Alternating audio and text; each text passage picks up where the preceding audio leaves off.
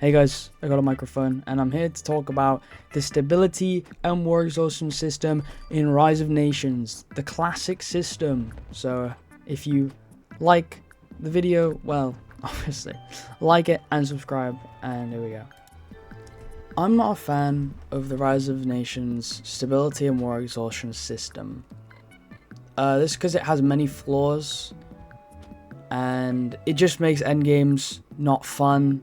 And it allows active players to be penalized and defensive and inactive players who aren't as expansionist to benefit. My first point in why there are so many flaws in the stability and war exhaustion system is because war exhaustion rises too quickly. War exhaustion can spike rapidly, especially during prolonged wars, even when you're winning. This is very annoying. There are many examples of this. You've probably experienced your own examples of this. And it just punishes aggressive players and discourages extended conflicts and limits strategic gameplay. My second point is lack of real scaling. Small countries suffer almost the same penalties from war exhaustion as large empires. This doesn't make too much sense, but in hindsight, when you realize all small countries would become virtually unplayable if they increased war exhaustion and instability to losses in comparison to country size and population, it wouldn't make a lot of sense. There's little scaling based on size, economy, or government strength, which feels unrealistic, but at the same time, when you play Rise of Nations, you're not looking for the most realistic experience, but at the same time, it really sucks to watch the empire you've built for probably like an hour or two just completely collapse because someone would just want to play defense the whole game. My third point is that stability drops feel arbitrary. Stability can crash from events out of the player's control, for example, random uprisings, minor losses, etc.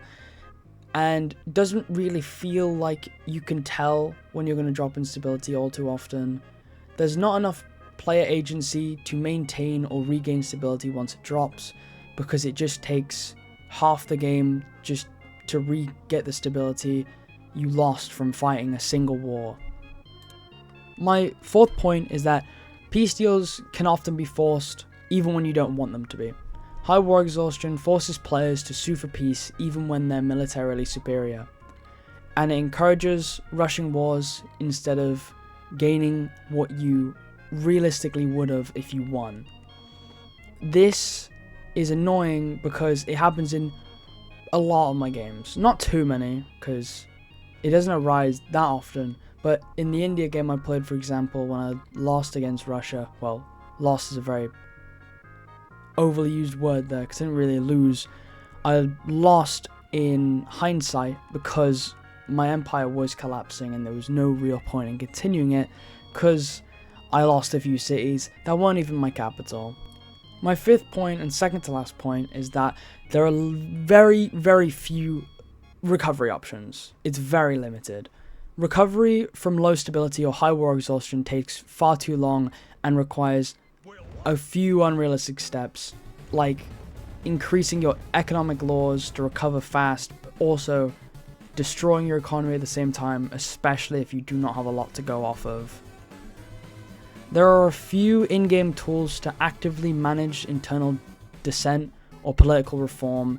Like I said, economic law, or maybe even the laws tab. There's again not too many and it takes far too long, as is why I think so many servers die so fast. My sixth and final point is it penalizes active players. Active and expansionist players get punished harder than passive or defensive ones. Like I said earlier, if you want to build your empire for an hour or two, just playing the game and having fun, and say you're trying to go for a world conquest, but there's just someone sitting in the mountains wanting to play defensive, you lose maybe half the troops they do, and you still collapse far before them, and a lot quicker. This system I just described can discourage risk-taking and reduce replayability, and just disencourages a lot of players in general. Now, these 6 points are just things I disagree with in terms of the stability and war exhaustion system, and in some extension corruption. That can also be a huge problem, especially caused by war exhaustion. But in hindsight right now, there's not many ways I realistically think you can fix a few of these mistakes, especially the realistic scaling, as it would just make playing small countries not fun. But I do think there are a couple ways you can make stability and war exhaustion easier to manage, like adding leaders or laws that decrease war exhaustion and increase possible base stability. Although base stability, there's quite a few options, so maybe not as much of that, instead of just leaving it to economic laws. So, if you've watched this far into the video, thank you so much.